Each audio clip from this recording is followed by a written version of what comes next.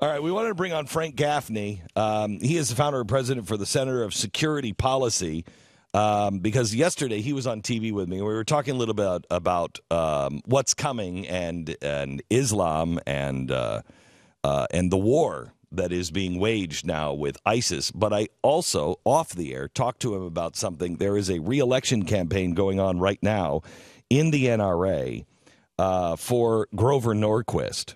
And Grover Norquist is, I believe, one of the more dangerous men in America. And they've done a really great job of making anybody who thinks Grover Norquist is a dangerous man look like a conspiracy theorist.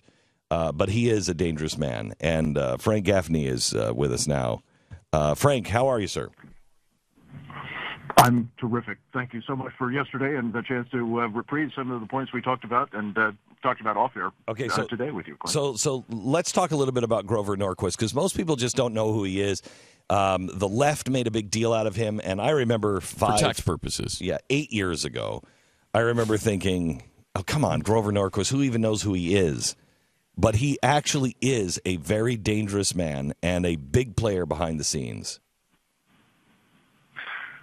I wouldn't have believed this myself if I hadn't had the, providential experience, I guess, Glenn, of actually being co-located, our Center for Security Policy, with his organization, Americans for Tax Reform, for 7 biblically long years. And in the course of that time, about a month after we moved into this shared sublet arrangement, a colleague of mine came to me and he said, you know, there's a Muslim Brotherhood front group on the other side of that Xerox room, which we happen to share. And so, yes, this anti-tax activist, a man who's prominent in certain conservative circles, particularly for his role in trying to keep taxes low and a pledge to, not raise taxes and so on, has had a sideline that he started, I discovered, back in 1998, when he began taking money and staff and otherwise associating with a top Muslim Brotherhood operative at the time by the name of Abdurahman Alamoudi. Alamoudi subsequently was imprisoned for 23 years in connection with terrorism charges and was also identified by the federal government as an al-Qaeda financier. This is the man who put Grover Norquist in the business of running an Islamist influence operation called the Islamic Free Market Institute. And I believe, and what's so worrying to me about the possibility that he might be reelected to the board, it's bad enough that he was on it in the first place, but reelected to the board of the National Rifle Association, is that I think these influence operations on behalf of enemies of this country are continuing. We've done a dossier on this, which people can check out at securefreedom.org. It's called Agent of Influence, Grover Norquist and the Assault on the Right. Wow. Tell us how he is an agent of influence and what you're concerned about with the NRA. I will tell you that I am so concerned about this, Frank, and I am not an expert on Grover Norquist by any stretch of the imagination, but I've heard enough that makes me concerned enough that, and I hope the leadership of the NRA hears this, and every member of the NRA hears this, that if this man is elected or reelected and confirmed on the board of the NRA, I may drop my membership in the NRA. I mean, I am that concerned that he is a very bad influence and a very bad man, that if this is who the NRA decides to put on their board of directors, I don't think I can be associated with them. Well, I have a feeling a lot of National Rifle Association members would feel the same way, Glenn, and I'm an admirer of that organization, by the way, so I don't want to see any harm come to it. Right. But they on do the a other lot hand, of I do good think and harm comes to it. Right. Yeah, harm comes to it if you have people who have something other than its best interests at heart serving on the board of directors. And there are lots of different examples, and I just give you a couple that particularly worry me. One is Grover Norquist has been promoting, and he makes no bones about it, so-called leaders of the Muslim American community a number of whom, not just Abdurahman Alamoudi, but Sami al-Arian, for example, have also been convicted on terrorism charges. Others are known Muslim Brotherhood operatives. He helped engineer their influence on George W. Bush at a critical time, within hours of 9/11, by the way, and subsequently, that I believe contributed materially to the problem we talked about on the show yesterday, a lack of clarity about the nature of the enemy. We're being subjected, thanks in part to Grover Norquist and his Muslim Brotherhood and other Islamist friends, to an influence operation, an information dominance that has kept us largely witless about the nature of the enemy, and that's made it vastly more difficult to defeat them. Explain an influence operation.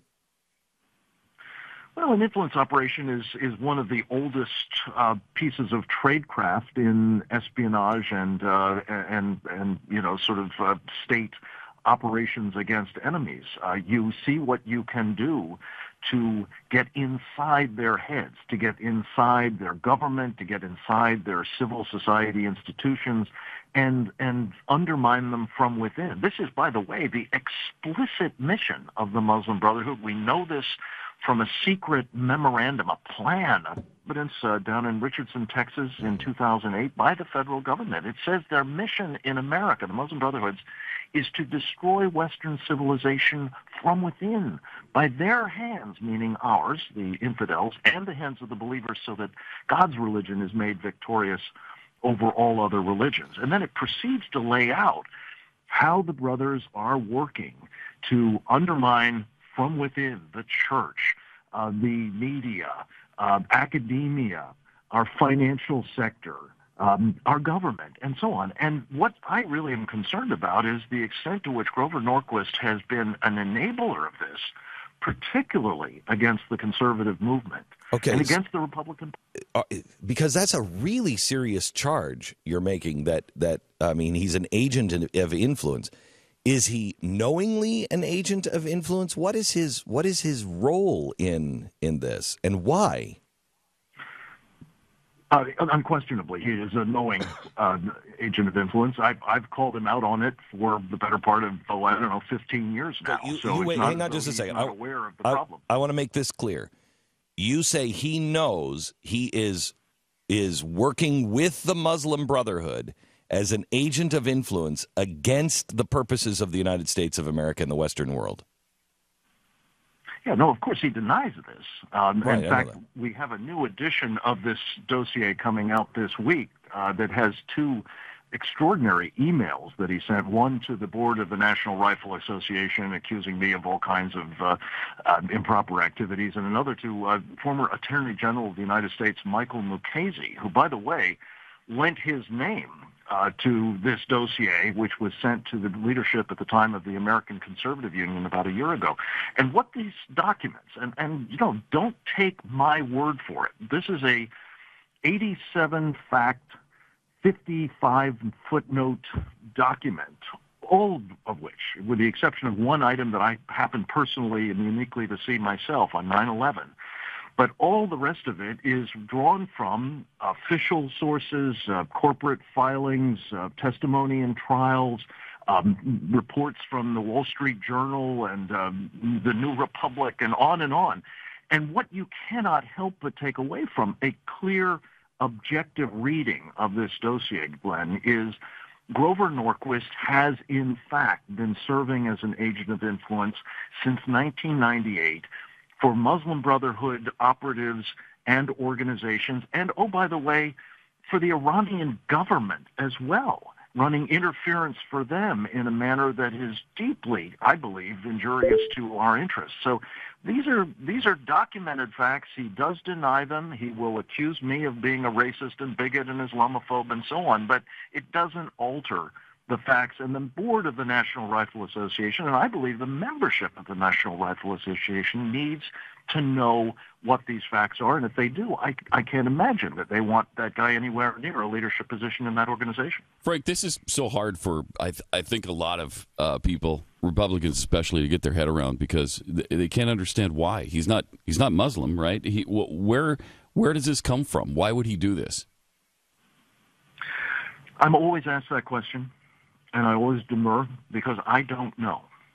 And frankly, I don't care. I'm not interested in his motivations. I am interested in his conduct. And his conduct, by the way, at the office, not his personal life or anything else in his life, though he constantly injects that as well. This is about what he has done. I've documented it, as have others. And you know, the motivations may be interesting, but they truly are secondary. Anyone, again, I think anyone willing objectively to assess this situation is going to say, you know, this isn't good for America. Unfortunately, it's not the only example. And if we had time, we could talk about a couple of others. Homa Abedin, one of the people who's featuring in this Hillary Clinton scandal, by the way, with her emails, one of the other people who had a private email account on that Clinton server, one of the other people who was a top State Department official and using those private emails evidently in violation of policy and perhaps the law, was also very closely tied both personally and through her family for generations to the Muslim Brotherhood. That's kind of a problem. Then there's Andre Carson, a member of Congress from Indiana that Nancy Pelosi just put on the House Intelligence Committee, who also has, as a dossier available at securefreedom.org has pointed out, extensive ties to the Muslim Brotherhood.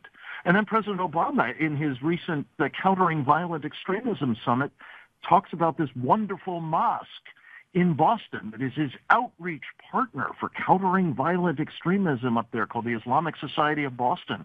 It was founded by this same guy who put Grover Norquist in the Muslim Brotherhood way, Abdurahman Alamoudi. It's got 12 different jihadists that we know of that came out of it or have been associated with it, including, by the way, the two Tsarnaev boys. So this is not unique to Grover. We have a huge problem with the Muslim Brotherhood and its influence operations in America. It's just that this is particularly concerning because this guy is inside the wire of the conservative movement, of the Republican Party, of the National Rifle Association, and I believe it must be brought to an end. Okay, you can find this information at the Center for Security Policy.org. Is that the right address? Yeah, it's easier to remember, securefreedom.org, but they'll both get you there. Okay, securefreedom.org, and find this. And if you're an NRA member, Grover Norquist is running for reelection on the board, and I find this so serious, and I find him such a dangerous man that I may reject my membership of the NRA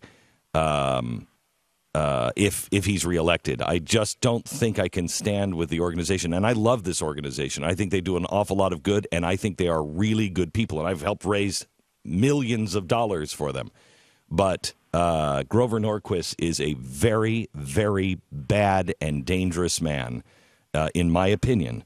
And you need to do your own homework on it. Don't take my word for it. Don't take Frank's word for it. Don't take Grover's word for it. Do your own homework. Frank, thanks so much. We'll talk to you again.